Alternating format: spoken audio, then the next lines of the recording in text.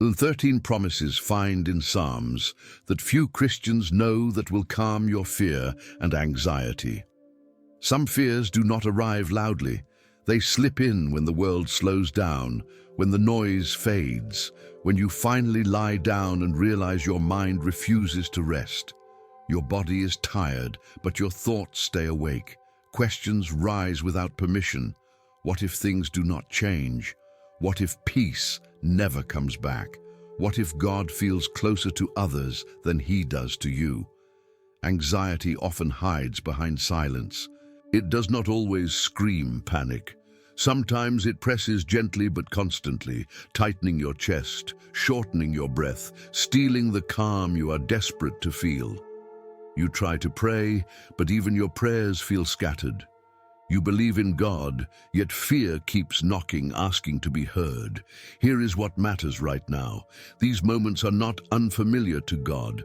They are not signs of weak faith. They are the very places where Scripture was born. Long before you felt this way, others sat in the same darkness, asking the same questions, wondering if hope would return. What if God already left you words for nights like this? Not loud promises, not rushed answers, but quiet truths, written to steady, anxious hearts, hidden in plain sight, waiting to be noticed. Stay with this moment. Peace does not always arrive suddenly. Sometimes it begins by being understood. The fear of being forgotten by God. There is a particular kind of fear that settles deep in the heart, quieter than panic, but heavier than doubt. It is the fear of being forgotten by God. It shows up slowly, often after a long season of waiting. You pray, but nothing seems to move. You trust, but the silence stretches longer than expected. And somewhere along the way, a painful question forms. Am I still seen? This fear does not usually come from rebellion. It comes from exhaustion, from doing everything you know to do and still feeling unseen. You watch others speak about answered prayers while your own requests feel suspended in the air. You do not stop believing in God, but you begin to wonder if your place in His attention has shifted. The Psalms speak directly into this fear, not by denying it, but by naming it. Over and over, the writers cry out with words that sound uncomfortably honest. Do not forget me, remember me, look upon me. These are not the words of people who feel secure. They are the words of people who feel overlooked and are brave enough to say so. And here is where the promise quietly emerges. God does not respond with distance. He responds with assurance. The Psalms reveal a God whose attention does not wander, whose care does not fade with time, whose memory is not fragile like ours. Even when circumstances suggest absence, His presence remains steady. Even when answers delay, His awareness does not. This promise reshapes anxiety at its root. The fear of being forgotten thrives on the idea that silence means abandonment. But the Psalms dismantle that lie. They remind us that waiting is not the same as being ignored. Silence is not proof of neglect.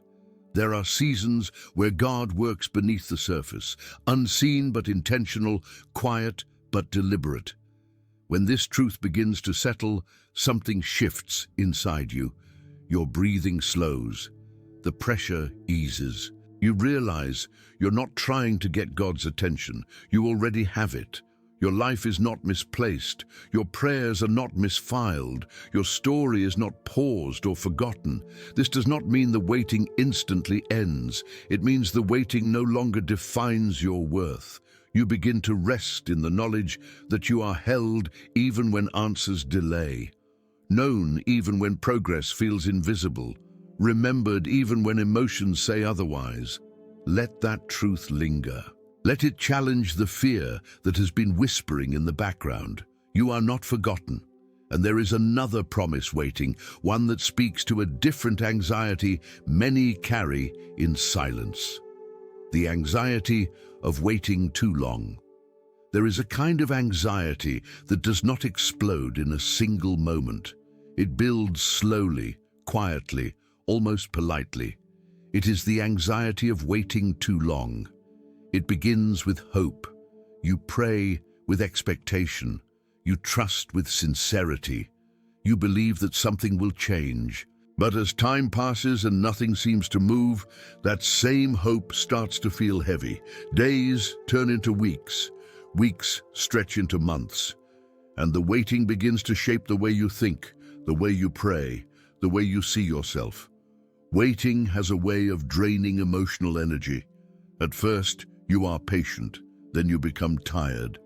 After a while, tiredness turns into doubt, not necessarily about God's existence, but about his timing and attention. You start asking quieter questions. Did I misunderstand what God promised me? Did I imagine his direction? Did I miss something that delayed everything? The longer the waiting lasts, the more personal it feels. This anxiety is especially painful because it lives in the space between faith and disappointment. You are not in open despair, but you are no longer at peace. You keep functioning, but something inside you stays tense. Every passing day feels like evidence that time itself might be working against you. And slowly, without noticing, you begin to lower your expectations, not because you stopped believing in God, but because protecting your heart feels safer than hoping again. The Psalms do not treat waiting as a small spiritual inconvenience. They give it weight. They describe waiting as something that affects the body, the emotions, and the soul. The writers speak of eyes growing tired, hearts growing faint, strength slipping away while answers delay. They do not pretend waiting is easy. They do not dress it up with spiritual language. They tell the truth about how heavy time can feel when relief does not come. And yet, hidden within these honest cries, there is a promise that changes the meaning of waiting. The Psalms reveal that God is not distant during delays. He is not watching passively as time wears you down. Waiting is not empty space where nothing happens. It is not wasted time. It is not a sign that God is slow, careless, or indifferent. Waiting is a place where God is actively working in ways that anxiety cannot see. This promise confronts one of anxiety's strongest lies, the lie that says nothing is happening. The Psalms quietly insist that God's work is not always visible, but it is always intentional. What feels like stillness on the surface often hides deep movement underneath. God does not measure progress the way we do. He is not rushed by deadlines or pressured by timelines. He works with precision, shaping outcomes and hearts at the same time. As this truth settles in, the waiting begins to lose some of its power over you. You start to see that delay does not mean denial. Silence does not mean absence. The waiting season is not punishment. It is often preparation. There are things God forms in waiting that cannot be formed in quick answers. Depth, endurance, trust that does not collapse under pressure. These things grow slowly, quietly, over time. This does not mean the waiting suddenly feels easy. It means it feels meaningful. Anxiety loses its grip when waiting no longer feels pointless.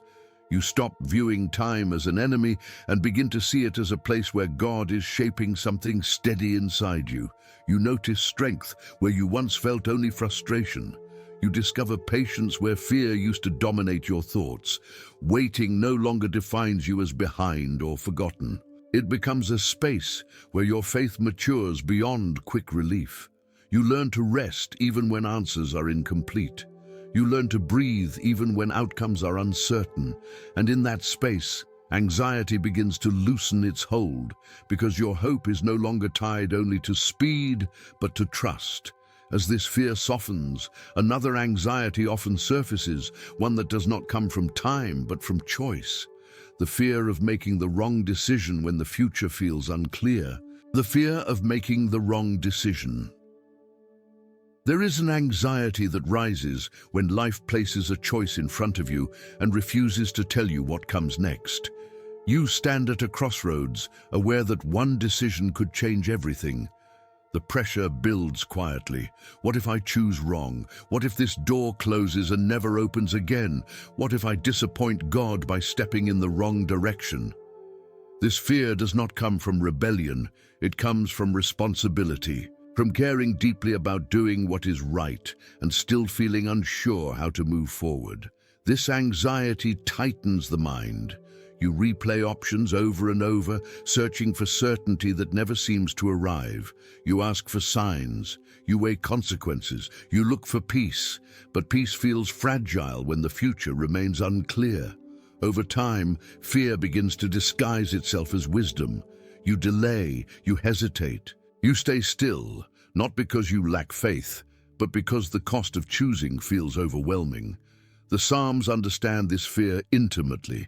They were written by people who faced decisions under pressure, choices made in uncertainty, paths that could not be mapped in advance.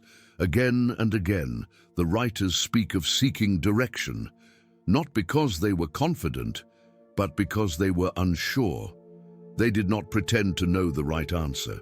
They asked God to lead them, to guide their steps, to make the path clear one step at a time. Here is where the promise gently reveals itself. The Psalms do not promise perfect clarity before every decision. They promise guidance. God does not demand that you see the entire future before you move. He offers presence while you walk. The promise is not that you will never make mistakes, but that you will never walk alone. God commits himself to guiding the willing heart, not the flawless one. This truth directly challenges anxiety's grip. Fear insists that one wrong step will ruin everything. The Psalms respond with a steadier voice. God's guidance is not fragile. His plans are not easily derailed by human imperfection. Even when choices are made with incomplete understanding, God remains able to redirect, restore, and redeem. You are not carrying the future on your shoulders. You are walking with a God who sees beyond your limitations. As this promise sinks in, decision-making begins to feel less suffocating. You stop demanding certainty and start seeking faithfulness. Instead of asking, "What if I choose wrong?" you begin asking, "Will God walk with me if I choose with sincerity?" The answer from the Psalms is quietly consistent. Yes, God honors the heart that seeks him, even when the path ahead is unclear. This does not remove responsibility. It removes paralysis. You realize that obedience is not about perfection, but about trust. You learn that moving forward with humility is often better than standing still in fear. God's guidance often becomes clearer in motion, not before it. One step reveals the next. One act of trust opens space for peace to follow. The fear of making the wrong decision loses its dominance when you remember this. Your life is not a fragile puzzle that shatters with one wrong move. It is a journey shaped by a faithful God who walks with you through every choice. You begin to breathe again. You allow yourself to move forward, trusting that even if the path curves unexpectedly, you are still being led. And as this fear releases its hold, another anxiety often surfaces, one rooted not in the future, but in the past, the weight of mistakes already made, and the fear that they cannot be undone. Anxiety rooted in past failures. There is an anxiety that does not come from what might happen, but from what already did. It lives in memory. It rises when the noise of the day fades and the past starts speaking again. Moments you wish you could rewrite, decisions you regret, words you cannot take back. This fear is heavy because it feels final. The past feels fixed, permanent, immune to change. And anxiety uses that feeling to whisper a painful lie. What if what you did disqualified you? This kind of anxiety is quiet but relentless. It reminds you of who you were at your worst and insists that this version of you is the truest one. You move forward in life, but something inside keeps looking back. You compare who you are now with who you should have been. And even when circumstances improve, peace feels fragile because guilt keeps resurfacing. You are not just afraid of consequences. You are afraid of being defined by your failures. The Psalms speak directly into this space with startling honesty. They do not hide the weight of regret. They acknowledge brokenness, shame, and the ache of knowing you have fallen short. The writers do not minimize their mistakes or pretend that pain disappears quickly. They bring their past openly before God, not to defend themselves, but to be restored. Here is where the promise begins to rise. The Psalms reveal a God who does not freeze people in their worst moments. He does not define identity by failure. He does not reduce a life to its lowest chapter. God is described as one who restores the soul, who lifts from the pit, who renews what has been worn down. The promise is not that the past never happened. The promise is that the past does not get the final word. This truth directly confronts anxiety's deepest accusation, the idea that you are permanently damaged. The Psalms respond by showing a God who specializes in restoration, not replacement. He doesn't discard broken lives. He rebuilds them. He does not erase history. He redeems it. Even the parts you wish were different can become places where grace speaks most clearly. As this promise settles in, something loosens inside you. You stop replaying every failure as evidence against yourself. You begin to see that growth often comes through broken places, not despite them. God's mercy is not fragile. It does not run out because of repetition or severity. It meets you again and again, not because you deserve it, but because that is who God is. This does not remove responsibility or the need for repentance. It removes despair. It allows you to look at your past honestly without being crushed by it. You begin to understand that regret can be a teacher, not a prison.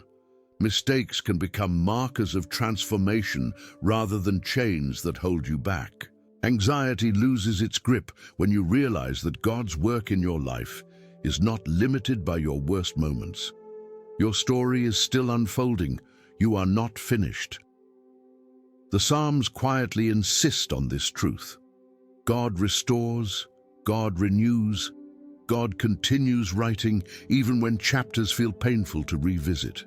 And as the weight of the past begins to lift, another fear often emerges. A fear that looks forward again, but not with hope. The fear of what lies ahead when night falls and uncertainty feels louder than faith.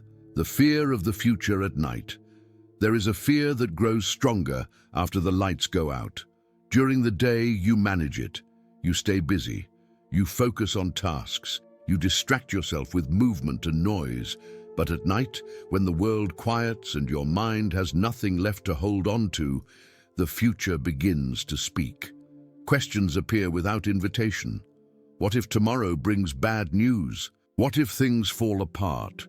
What if I am not ready for what is coming? Nighttime anxiety feels different because it removes all illusion of control.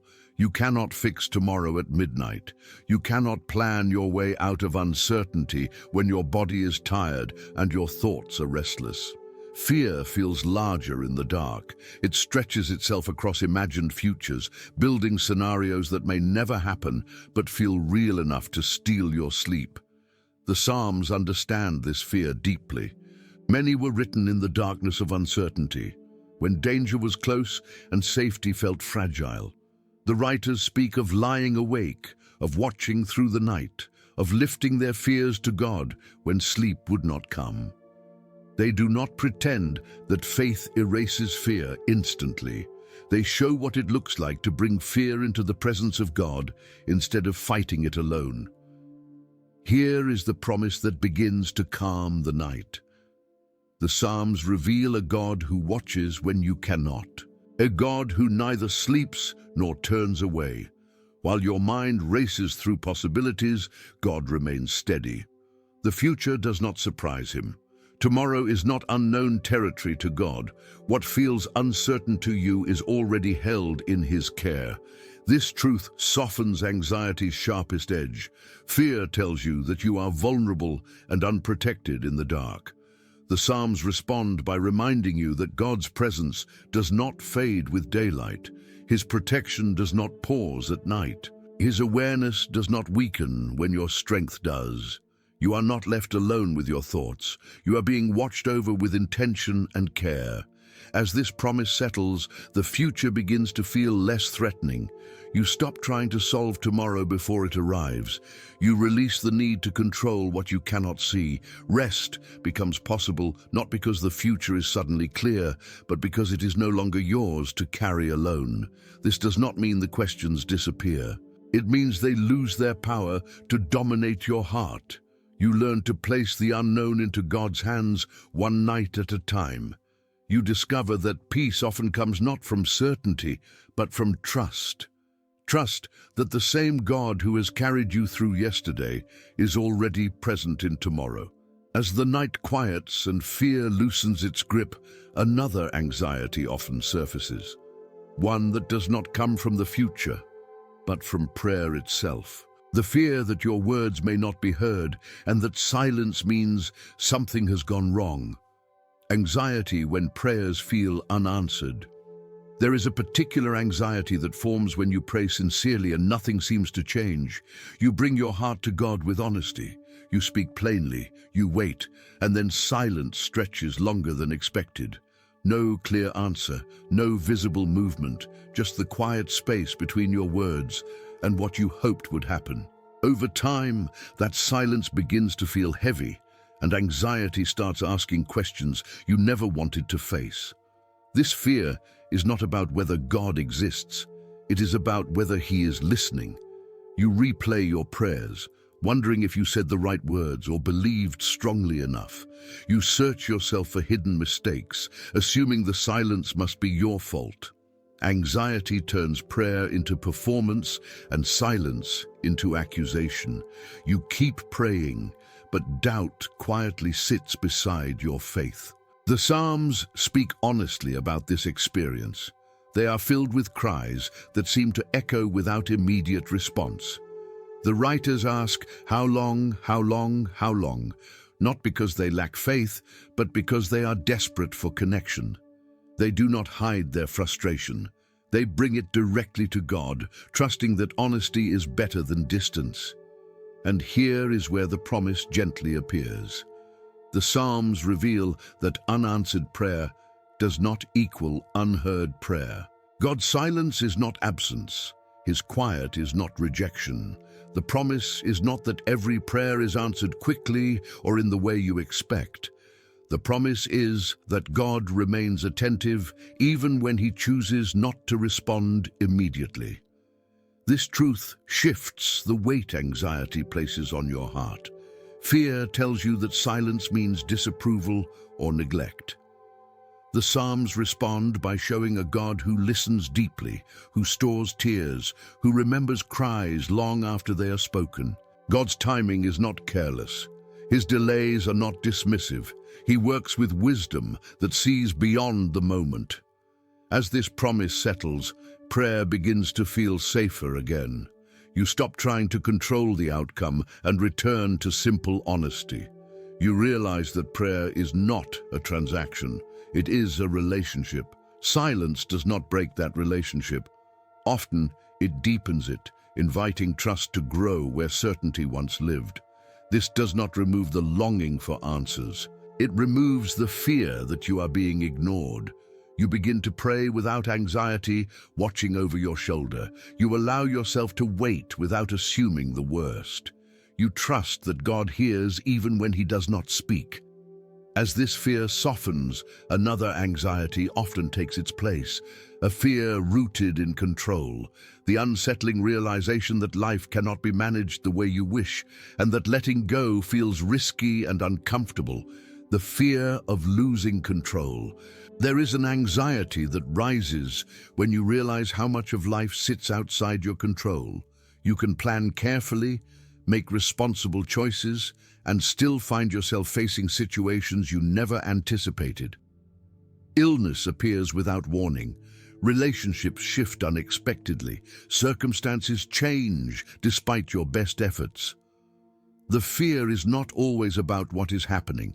It is about the feeling that you are no longer in charge. This anxiety tightens its grip when control has been your way of staying safe. You organize, prepare, anticipate, and manage because it gives you a sense of stability. When that stability is threatened, fear rushes in. What if everything falls apart? What if I cannot fix this? What if trusting God means losing what little security I have left? The Psalms speak directly to this fear by reframing power and control. They show a God who is not reacting to chaos, but reigning above it. The writers describe storms, enemies, and uncertainty, yet they consistently return to one truth: God remains steady even when the world does not. Control in the Psalms is not about human effort, it is about divine faithfulness. Here is the promise that begins to loosen anxiety's hold. God does not ask you to carry what only He can sustain. The Psalms reveal that surrender is not weakness, it is relief. The promise is not that life will become predictable. It is that God's care does not depend on your ability to manage outcomes. This truth challenges one of fear's most persistent lies: the idea that letting go means everything will collapse. The Psalms respond with a quieter, stronger assurance. God is already holding what you are afraid to release. Your control has never been the thing keeping your life together. God has. As this promise settles, your body begins to relax. You notice how much tension came from trying to manage what was never yours to control. You start to breathe more deeply. You allow uncertainty to exist without immediately needing to fix it. Trust begins to replace constant vigilance. This does not mean you stop being responsible or thoughtful. It means you stop carrying the weight of outcomes. You do your part, and you release the rest. You learn that peace does not come from certainty, but from surrender, from knowing that God's strength does not fluctuate with circumstances. As the fear of losing control loosens its grip, another anxiety often surfaces, one that speaks to the pain of rejection. The fear that being unseen or dismissed by others means you are alone in your suffering. Anxiety caused by rejection. There is an anxiety that forms when you feel pushed to the edges, when words go unanswered, when invitations stop coming, when affection feels conditional. Rejection does not always arrive dramatically. Often it slips in through subtle moments, a silence that lasts too long, a look that changes, a sense that you no longer belong the way you once did. And slowly, that feeling begins to shape how you see yourself. This anxiety cuts deeply because it touches identity. You begin to wonder if something about you is fundamentally lacking. If you were more interesting, more faithful, more careful, maybe you would be chosen. Rejection has a way of turning inward, making you question your worth rather than the situation. Even when you know better, the fear whispers that being left out means being unlovable. The Psalms speak into this wound with painful honesty. They were written by people who experienced betrayal, abandonment, and misunderstanding. The writers describe being rejected by those closest to them, misunderstood by their own communities, and isolated in moments of deep need. They do not pretend rejection is insignificant. They name the loneliness it creates and the sorrow it leaves behind. And within this honesty, a promise begins to emerge with quiet strength. The Psalms reveal a God who does not mirror human rejection. When others turn away, God draws closer. When voices withdraw, His presence remains.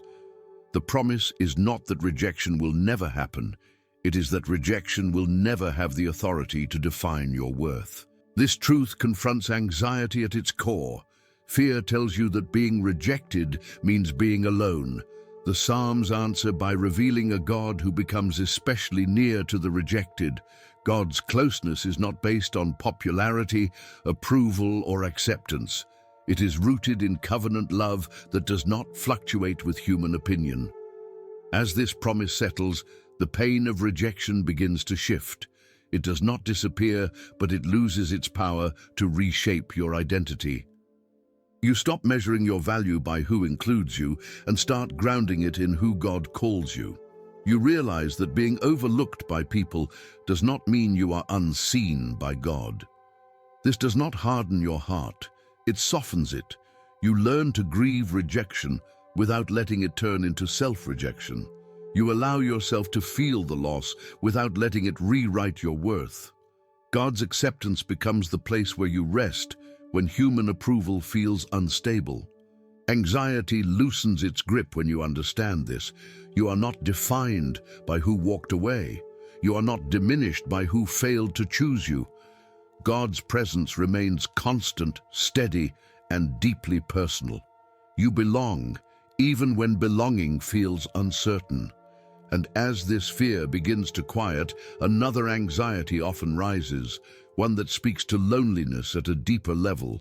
The fear of suffering alone, unseen and unsupported, when pain feels overwhelming. The fear of being alone in suffering. There is an anxiety that settles in when pain feels private and invisible. You're surrounded by people, yet something inside you feels completely alone. You smile when needed.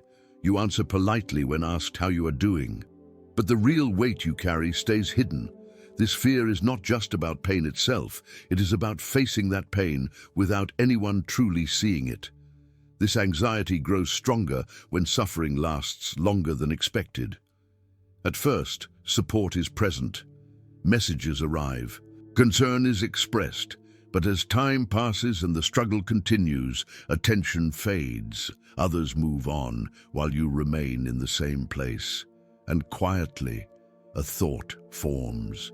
Maybe this is something I have to endure by myself. The Psalms speak directly into this kind of loneliness. They were written by people who knew what it meant to suffer in isolation. They describe moments when help did not arrive, when friends failed, when understanding was absent. The writers speak openly about feeling abandoned, not only by people, but at times even by God. They do not hide this feeling, they place it honestly before Him. And here, within this raw honesty, a promise begins to emerge with steady reassurance.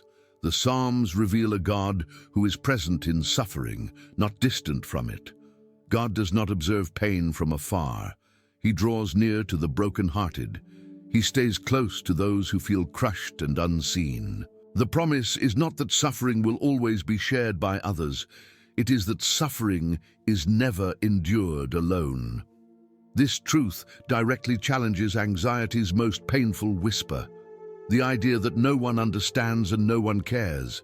The Psalms respond by revealing a God who sees what others miss, who understands what words cannot express, who remains present when human support falls short.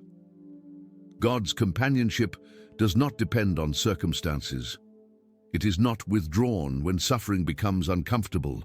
As this promise settles, the weight of loneliness begins to ease. You realize that even when people cannot fully understand your pain, God does. Even when no one asks the right questions, God already knows the answers. Your suffering is not invisible. It is seen, acknowledged, and held with compassion. This does not erase the desire for human connection. It gives you a foundation when that connection feels fragile or absent. You stop feeling abandoned by your circumstances and begin to feel accompanied within them.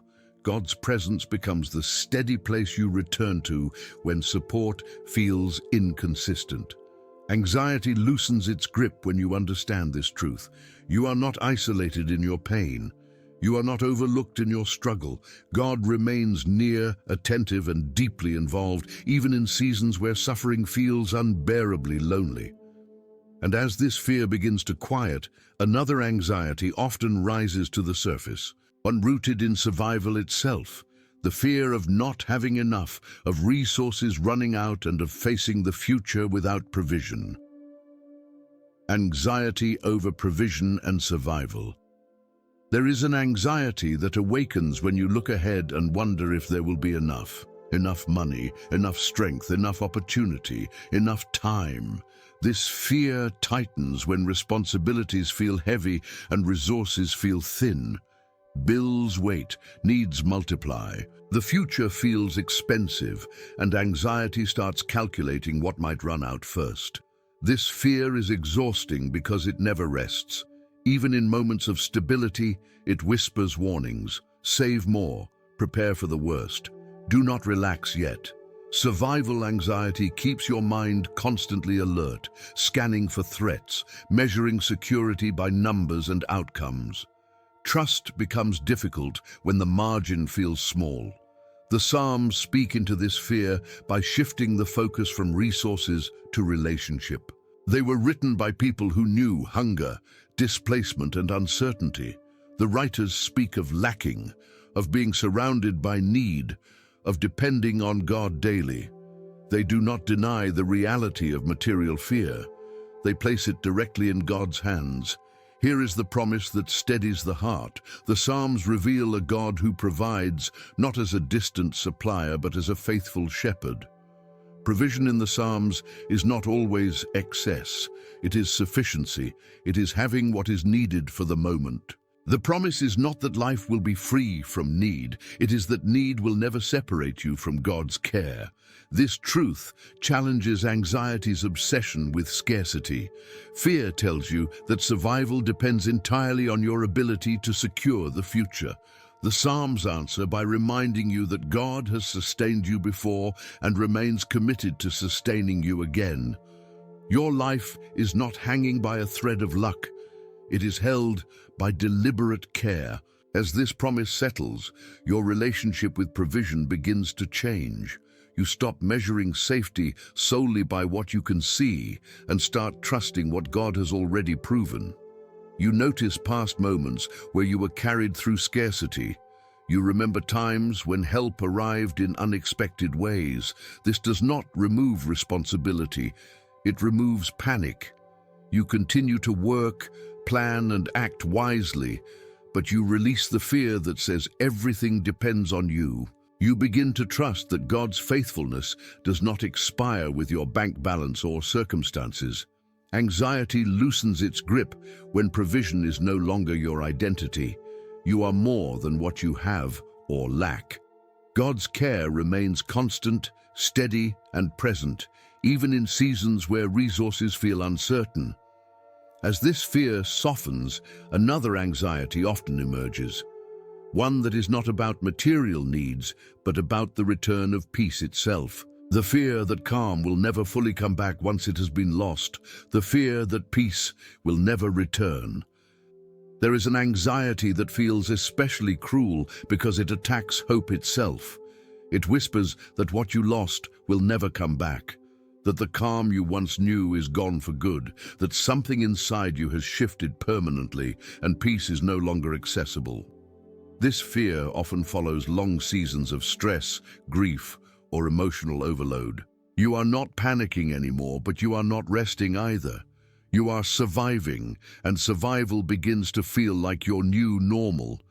This anxiety grows when you remember how peace used to feel, when joy came more naturally, when your thoughts did not constantly circle the same worries.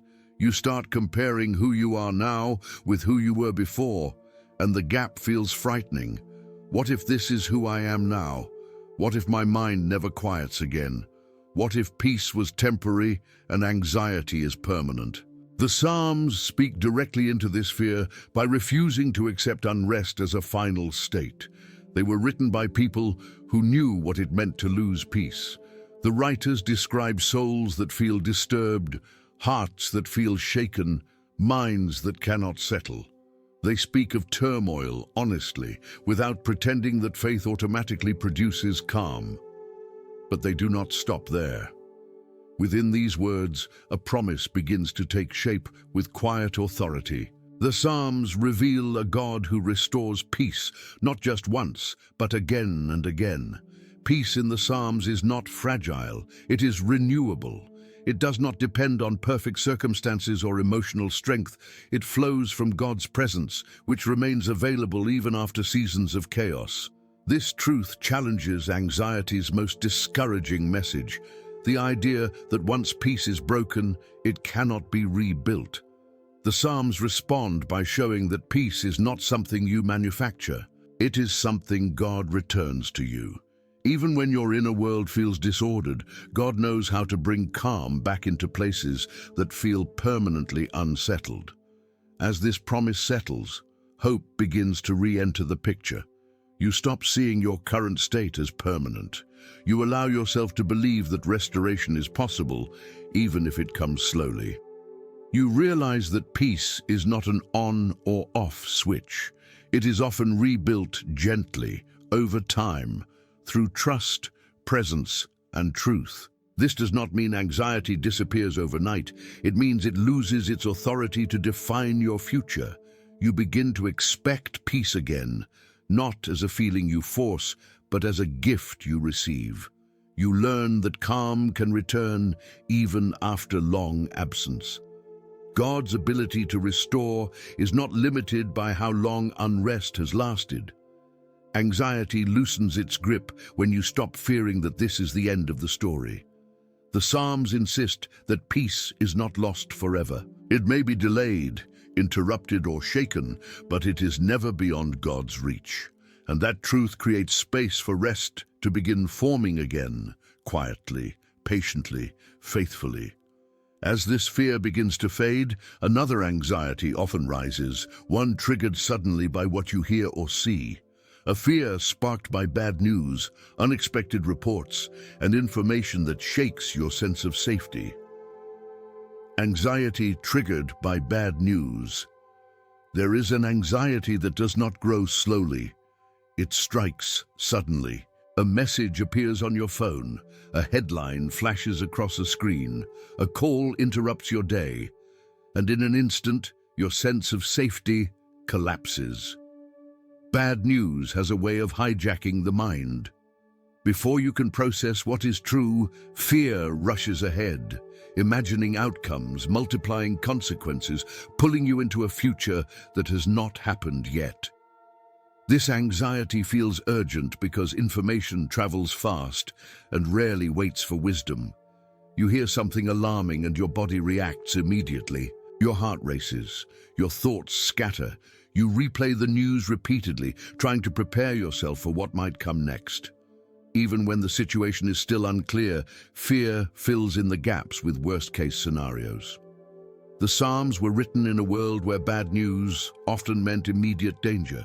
News of enemies approaching, betrayal within communities, illness, loss, and political instability. The writers knew what it meant to hear reports that threatened their sense of security. They did not deny the seriousness of what they faced. They acknowledged fear honestly, without pretending that faith makes alarming news disappear. And here, within that realism, a promise rises with grounding strength. The Psalms reveal a God who remains steady when reports are not. While news changes by the hour, God's character does not shift. While information triggers panic, God offers refuge. The promise is not that bad news will never come.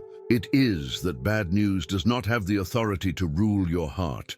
This truth challenges anxiety's immediate takeover. Fear tells you that the moment you hear something frightening, peace must disappear. The Psalms respond by reminding you where to place your attention, not on the report, but on the one who reigns beyond it. God is not surprised by what surprises you. He is not overwhelmed by what overwhelms you. As this promise settles, your reaction to bad news begins to change. You still acknowledge reality, but you no longer surrender your peace instantly. You pause, you breathe, you remember that information does not equal destiny.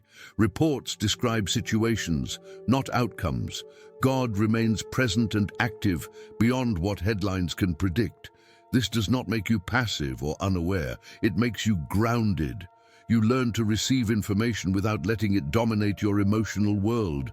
You stop feeding anxiety by replaying fear-driven narratives. You choose trust over constant exposure. You recognize that peace is protected not by ignorance, but by perspective rooted in God's faithfulness. Anxiety loosens its grip when bad news no longer becomes your inner voice. You learn to filter what you hear through truth rather than fear. You remember that God's promises speak louder than any report. His presence offers stability when information threatens to shake you. And as this fear begins to quiet, one final anxiety often surfaces, the most subtle and painful one of all. The fear that God is silent, distant, or no longer speaking into your life at all. The fear that God is silent. There is an anxiety that settles deeper than all the others because it touches your relationship with God itself. It is the fear that God is silent, not just quiet for a moment, but distant, unresponsive, absent. You pray and feel nothing. You read scripture and the words seem flat. Worship no longer moves you the way it once did. And slowly, a troubling thought forms. What if God has stopped speaking to me? This fear is painful because it attacks intimacy. You do not doubt that God exists. You doubt that He is near. Silence begins to feel personal. You wonder if you missed something, if you failed in a way you cannot see, if God's voice is meant for others, but no longer for you. Anxiety turns God's quietness into rejection, and that assumption weighs heavily on the heart. The Psalms speak openly about this experience without trying to fix it too quickly. They give language to the feeling of divine silence. The writers ask why God seems far away. They describe moments where prayers rise but answers do not follow. They speak of searching for God's voice and not hearing it. These are not whispered doubts. They are honest cries placed directly before God. And here, within this honesty, a promise emerges that reshapes everything. The Psalms reveal that God's silence is not abandonment. Silence is not absence. God does not stop being present because He stops being loud. His nearness does not depend on constant reassurance or emotional response. The promise is not that God will always speak in ways you recognize. It is that He never stops being with you. This truth challenges one of anxiety's most damaging assumptions. The idea that if you cannot feel God, He must be gone. The Psalms respond by reminding you that God's presence is deeper than sensation. He remains close, even when awareness fades. He stays attentive, even when communication feels one-sided. Silence does not mean withdrawal. Often it means invitation.